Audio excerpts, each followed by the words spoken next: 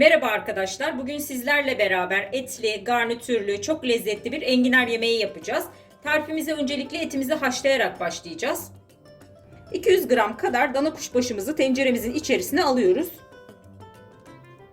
Üzerine 4-5 yemek kaşığı kadar zeytinyağı ilave ediyoruz. Ve etimizin üzerine aşacak kadar soğuk su ekliyoruz. Şimdi ocağımızın altını açıyoruz. Suyumuz kaynayıncaya kadar yüksek ateşte. Kaynamaya başladıktan sonra ocağımızın altını kısığa alıyoruz ve kısık ateşte etimizi haşlanmaya bırakıyoruz. Etimiz haşlanırken biz de yemeğimizin garnitürünü hazırlayalım. Tenceremizin içerisine göz kararı 5-6 yemek kaşığı kadar zeytinyağımızı alıyoruz. Ardından 1 adet küp doğranmış havucumuzu ilave ediyoruz. 1 çay bardağı dondurulmuş taze bezelyemizi ekliyoruz. Sebzelerimizi kısık ateşte şöyle 1-2 dakika kadar döndürelim.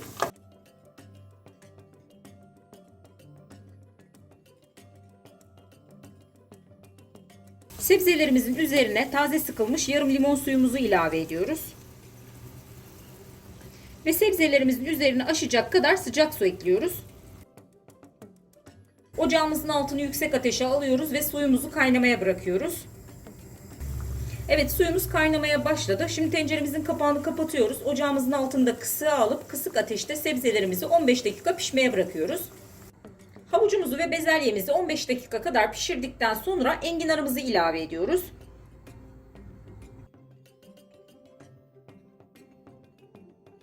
Tenceremizin kapağı kapalı bir şekilde enginarımızı da sebzelerimizle beraber kısık ateşte bir 10 dakika kadar pişiriyoruz.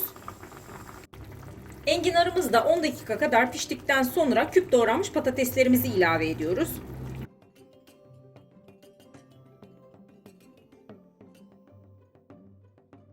Patateslerimizi de yumuşayıncaya kadar sebzelerimizle beraber pişmeye bırakıyoruz. Patateslerimizi de 10 dakika kadar pişirdikten sonra haşlamış olduğumuz etimizi ilave ediyoruz.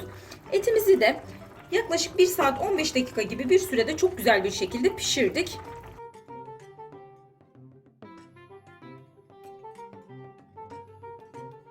Şimdi yemeğimize biraz tuz ilave ediyoruz. Tuz miktarını tamamen kendi damak tadınıza göre ayarlayabilirsiniz.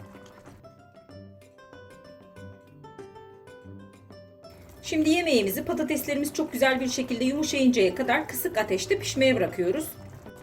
Etimizle beraber de yemeğimizi yaklaşık 35 dakika kadar daha pişirdik.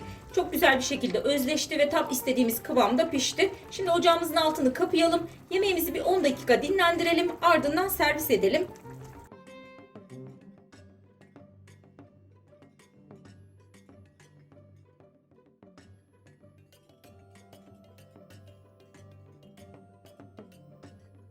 Evet, enginarımız servise hazır. Hemen kıvamını da göstermek istiyorum size.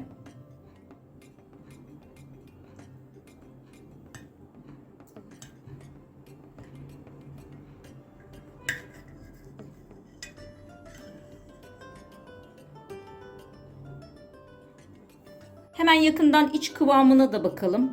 Tam kıvamında muhteşem bir enginar yemeği tarifi oldu. Mutlaka denemenizi tavsiye ederim. Ayrıca videomuzu beğendiyseniz destek vermek için lütfen YouTube kanalımıza abone olmayı unutmayın. Tariflerimizi mutlaka deneyin. Deneyen herkese de şimdiden afiyet olsun.